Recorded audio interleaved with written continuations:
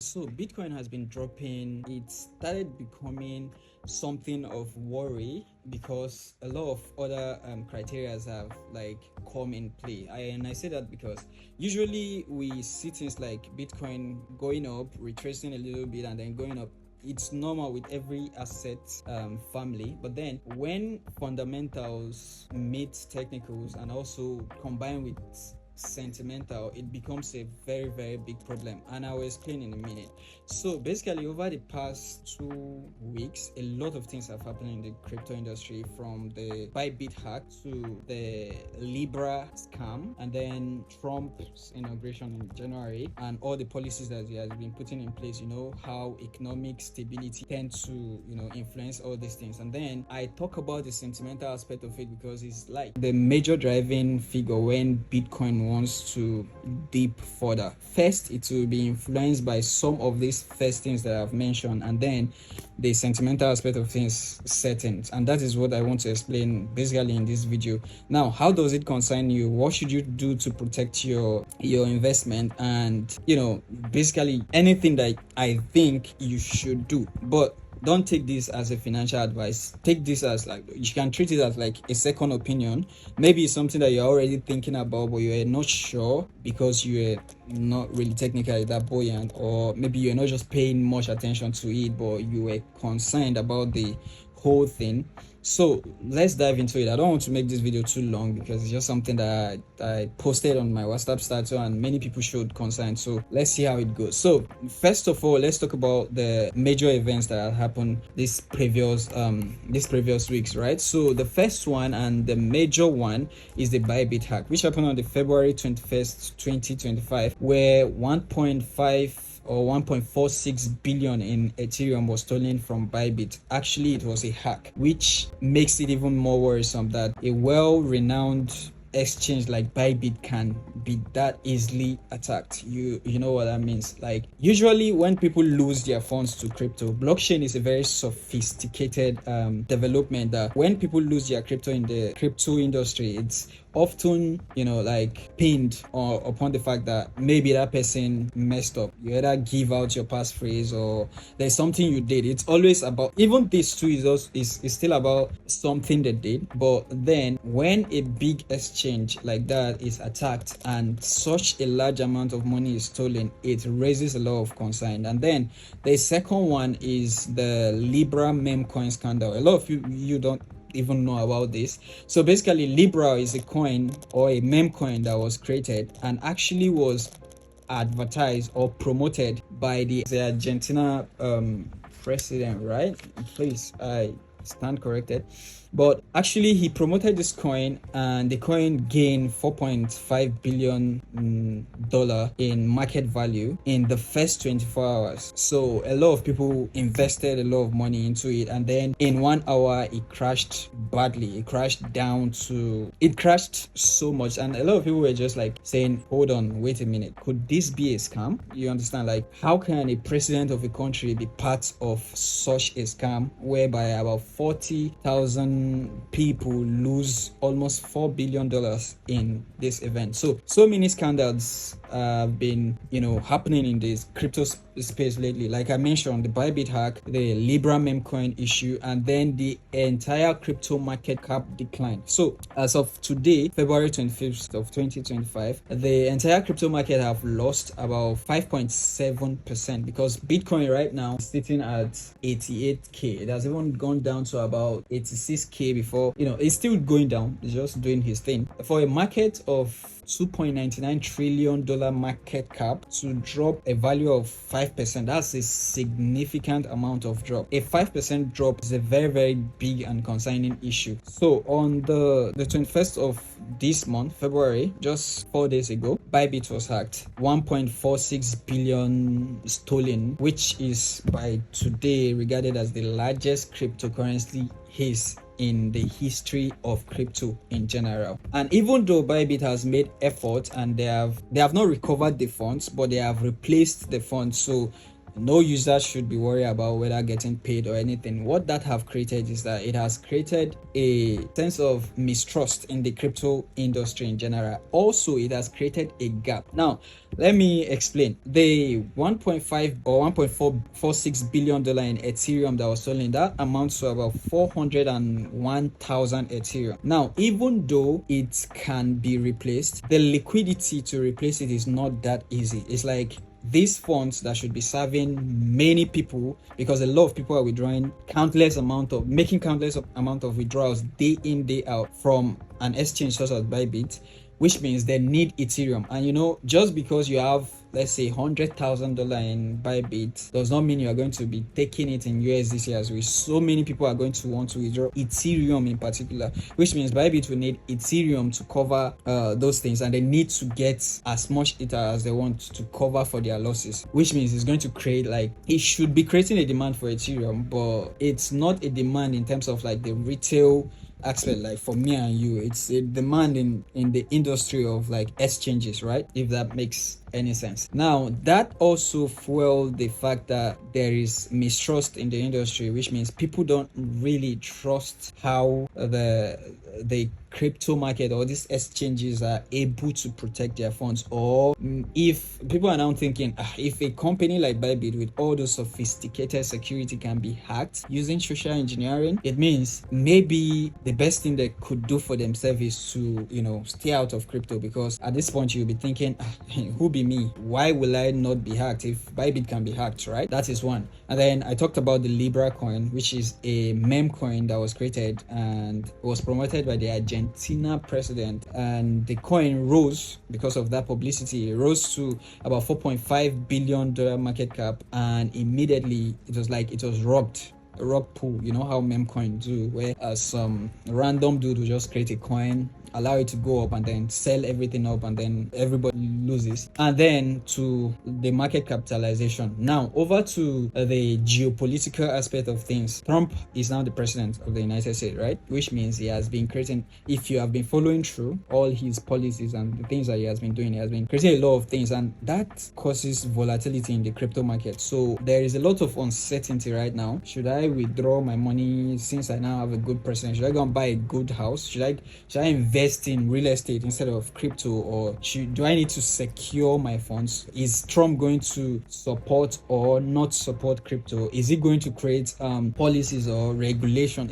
There's a lot of talks about deregulation or regulating crypto industry. So many people are not sure. So it created a lot of volatility, especially when there is somebody like Elon Musk, very, very close to Trump, right? So a lot of people are thinking, Elon Musk is somebody who likes crypto, but Trump, they are not sure. Is Trump going to perceive crypto as a threat, or is he going to welcome crypto as a welcomed development? And then there is the technical aspect of things, where you use past behaviors of what you see on the market charts to predict the future. Basically, it's like analyzing the movement or studying the behavior or the movement pattern of a certain commodity, in this case crypto, to use that as like take it as people use past experiences to predict future occurrences. That is what technical analysis is all about, and that is what I'm about to show you here. So if you have been following Bitcoin ever since the past breakout of this long consolidation, which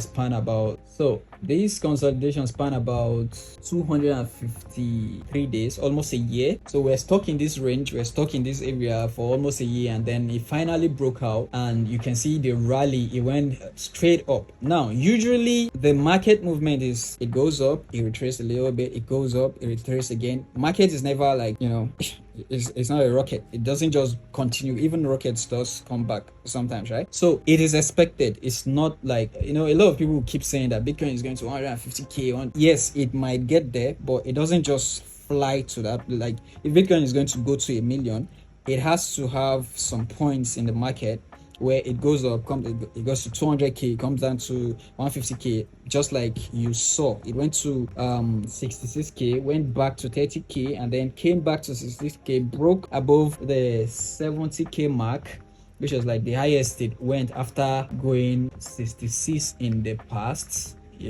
like around 69,000 in the past.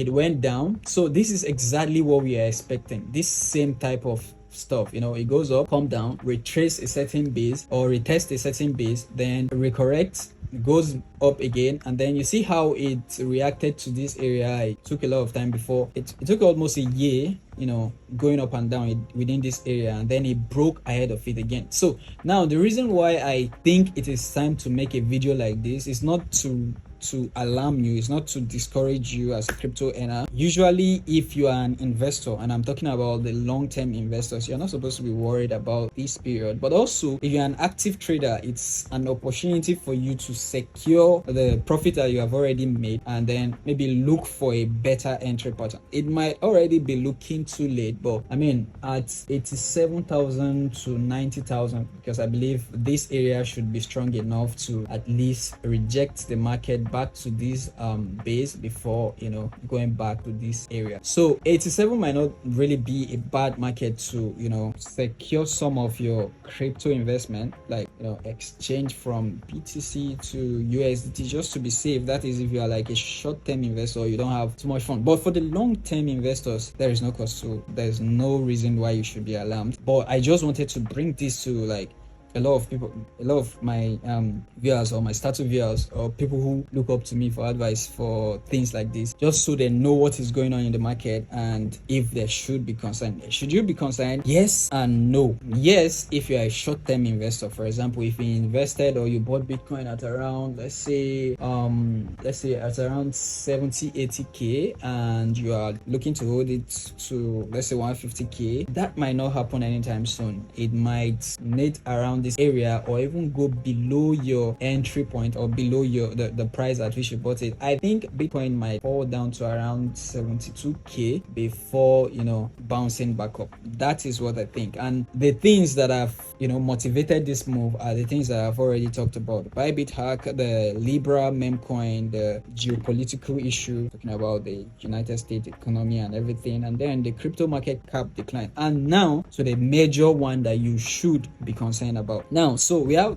different type of analysis, right? The fundamental, which are the geopolitical issue, and then the technical, which is like looking at the charts to use the chart analysis to predict what might happen in the future. And the one that is not so talked about but very, very dangerous in terms of price movement, the sentimental aspect of things. You know how when you buy something at, let's say, 100k and you make a profit of like 120k, you're like, okay, let me hold, and then it comes back to 110k, like it's nothing, I'm still in profit. Then it comes to 100k, and now you are debating, maybe I should sell, maybe I shouldn't, because now you feel like, man, I don't want to lose. I bought this thing as 100k, I've seen 20k, and I didn't take the profit. Let me just cut my losses. This is the point where we are right now, the point at which many people wants to cut their losses, because not everyone was able to buy BTC at 50k. Some started buying at like 70, 80k, and they're just like looking to see it go forward, because a lot of news, a lot of headlines were pointing to Bitcoin going to 500k before the election. A lot of people were saying, okay, Trump is a very good friend of Elon Musk, he's a supporter of crypto, and crypto is kind of like unstoppable now, which means it might even skyrocket to like 500k, 200k, whatsoever. That expectation might not be met, and since market has started dropping this fast, because this is the fastest it has dropped in the past like 3 weeks. I mean, this one, the time that it came from 107 to 89k, it wasn't that bad, because there was a support around that area. People still feel it is okay. But then if it starts breaking an area that has already been retested, I mean, Bitcoin has already retested 89k or 80k. So if that was its goal, if that was the goal, it shouldn't have any reason to come back below that area anymore. Now this area is still safe. This area can still be able to resist the market and go forward, but what is stopping it from getting all the way down to this area? Like the major support that we have right now, if this area should be taken out, should be around 72k. And I say major support because that is exactly what has happened before. You see how the same thing is repeating itself. Look at this picture. So market was going up at from 28 30k, it went to 63k, it retraced back to this base here, this area, found a support and then bounced back up. Does that look similar? It retraced back to a support, bounced back up, took the liquidity above the previous high. Does that look familiar? Took the liquidity above its previous high, creating the illusion of continuity in the market, only for it to dump. And when it dumped, what happened? It came back to that same area around this point, came back to that same base and create the illusion of going back up. I mean, like, if you are a technical analyst, you'll be looking at this area as a support to buy the market back up, right? So it gave the illusion, but it reacted to the last base that it has here, to this place. It reacted to that top, and then it found a resistance that helped to push it even below the previous market cap. Where did it go? It went straight to like 10k, which is like, if you invested at this point, you held to this point, market came to this point, you failed to take or cut your losses at this point, and then the market went below your market price. That's the point where people will be like, man, I don't care anymore, let it do whatever it wants to do. When it gets back to where I bought it, I will take my profit. And that is why you see all these type of reactions here. That is when people who bought around this area see the market recover back to the area and be like, oh, I'm no longer, I don't want to do this anymore. And then they just like, they run out of it, creating this level of sales here, and then it went above it, right? So I am seeing the same thing happening, because it's like, it's the same picture is printing.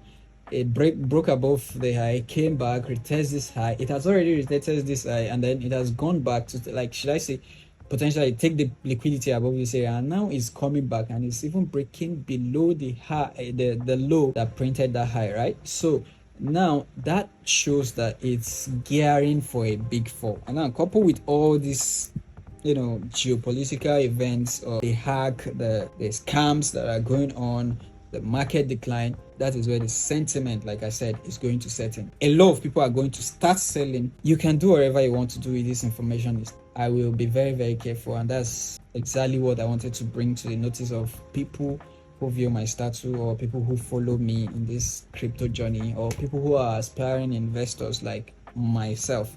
So is it something that you should be worried about? By the way, about the Bybit hack, if you are a Bybit user, you don't have anything to worry about. It's completely secured. It's not as if they hacked the entire Bybit.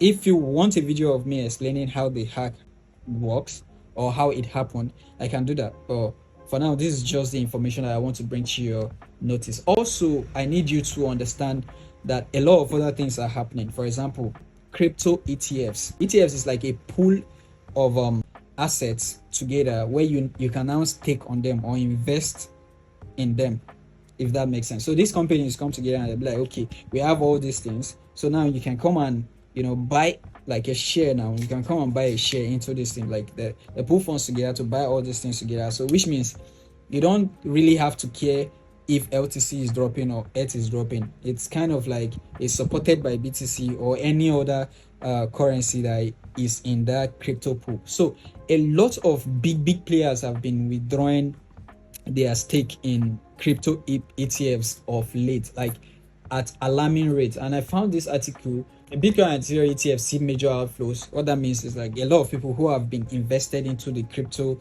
ETFs have been pulling out their funds, with about 1.14 billion leaving the crypto ETF industry. That is speculative, and it's going to impact like the crypto industry, because a lot of people are like, okay, for example, if Warren Buffett was the person I look up to make my investment, and then I hear things like Warren Buffett is pulling his stake or majority of his stake from Apple. If I was following his footsteps before to make investment in Apple, I would also want to consider my investment, or maybe consolidate some of my investment, or pull back some of my investment. And if you have been following the trend, you notice that there was a time, sometimes 2 months ago, where Warren Buffett was said to have about $234 billion in liquid form. Like, it has pulled out all that. It's no longer like an asset evaluation. It's money, raw money that it has that it can use to do whatever it wants. It's not that it's saying, okay, is what this, no, based on his asset. It's now like in liquid form. So if somebody like that, who is like a big time investor, is pulling out funds, a lot of people who have been looking up to that kind of person will also want to reconsider their commitment or their investment, right? A lot of people are like pulling their funds. Just last week alone, Bitcoin ETF recorded about 571 million in withdrawal. It's not like they're giving up on crypto,